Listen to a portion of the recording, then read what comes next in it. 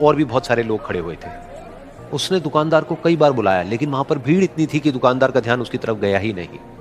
और फिर उस बच्ची को थोड़ा सा गुस्सा आया तो उसने अपनी मिट्टी की गुल्लक ले करके वहीं काउंटर पर जोर से रख दी, जिसके बाद में जो दुकानदार था और जितने भी लोग खड़े थे वो सब उस बच्ची की तरफ देखने लग गए। और फिर उस दुकानदार ने उस बच्ची से पूछा, बेटे आपको क्या चाहिए? तो वो बड़े ही भोलेपन से बोली कि मुझे एक चमत्कार चाहिए। ये सुन करके दुकानदार को कुछ समझ नहीं आया, ना ही वहां पर जो लोग थे उनको कुछ समझ में आया, और सब उसकी तरफ देखने लग गए। फिर दुकानदार ने बोला, बेटे चमत्कार तो यहां पर नहीं मिलता है। तो बच्ची को लगा कि वो उससे झूठ बोल रहा है, तो बच्ची ने कहा कि मेरी गुल्लक में बहुत पैसे हैं, आप बताओ आपको कितने पैसे चाहिए, लेकिन मैं आज यहां से चमत्कार लेकर के ही जाऊंगी। तो वहीं काउंटर पे एक और आदमी खड़ा था, उसने उस बच्ची से पूछा कि बेटे क्यों चाहिए तुमको चमत्कार?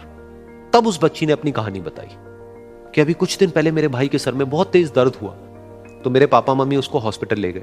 उसके बाद कई दिन तक मेरा भाई घर नहीं आया। तो मैंने कई बार अपने पापा से पूछा, लेकिन उन्होंने मुझे कुछ नहीं बताया। उन्होंने बार बार यही कहा कि वो आ जाएगा, वो कल आ जाएगा, वो कल आ जाएगा, लेकिन वो आ ही नहीं रहा था। तो मैंने देखा कि मम्मी रो रही है, और पापा मम्मी को कह रहे थे कि उसकी दवाइयों के लिए और उसके इलाज के लिए जितने पैसे चाहिए उतने मेरे पास में नहीं है, अब उसको कोई चमत्कार ही बचा सकता है। तब मुझे लगा कि अगर मेरे पापा के पास में इतने पैसे नहीं भी हैं तो क्या हुआ, मेरे पास में तो है। तो मैंने जितने भी पैसे जोड़ रखे हैं वो सारे लेकर के मैं इस दवाई की दुकान पर आई। फिर उस आदमी ने उस बच्ची से पूछा, कितने पैसे हैं तुम्हारे पास में? ये सुनते ही उस बच्ची ने अपनी गुल्लक उठाई, जमीन पर फेंकी और तोड़ दी, और पैसे गिनने लग गई। बाकी सब लोग खड़े होकर के उसको देख रहे थे। थोड़ी देर बाद उसने सारे पैसे अपने हाथ में इकट्ठे किए और बोली, मेरे पास में पूरे 19 रुपए हैं। वो जो आदमी वहां पर खड़ा था वो थोड़ा सा मुस्कुराया और बोला कि अरे तुम्हारे पास में तो पूरे पैसे हैं, इतने का ही तो आता है चमत्कार। ये सुनकर के वो बच्ची बहुत खुश हो गई और बोली कि चलो मैं आपको अपने पापा से मिलवाती हूं।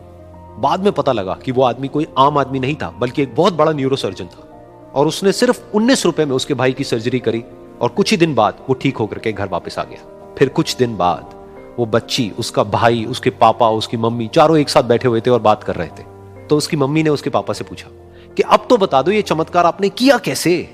तो उन्होंने अपनी बेटी की तरफ देखा और बोले, ये चमत्कार मैंने नहीं, इसने किया है।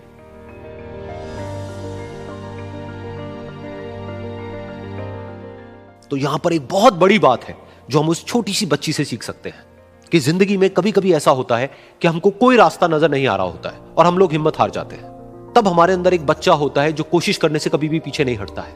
वो हार मानने को तैयार नहीं होता है क्योंकि उसको ना शब्द समझ नहीं आता है। वो बच्चा जिसके लिए कुछ भी नामुमकिन नहीं है, क्योंकि वो हर हाल में कोशिश करता ही रहता है।